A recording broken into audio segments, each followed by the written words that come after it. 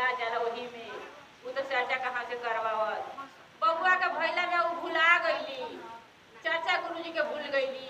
कहली कि जाए तो बबुआ साल भर के हो जाई तो हम चर्चा करवाई। तो धीरे धीरे समय बीतते गई। बबुआ 12 साल के हो गला।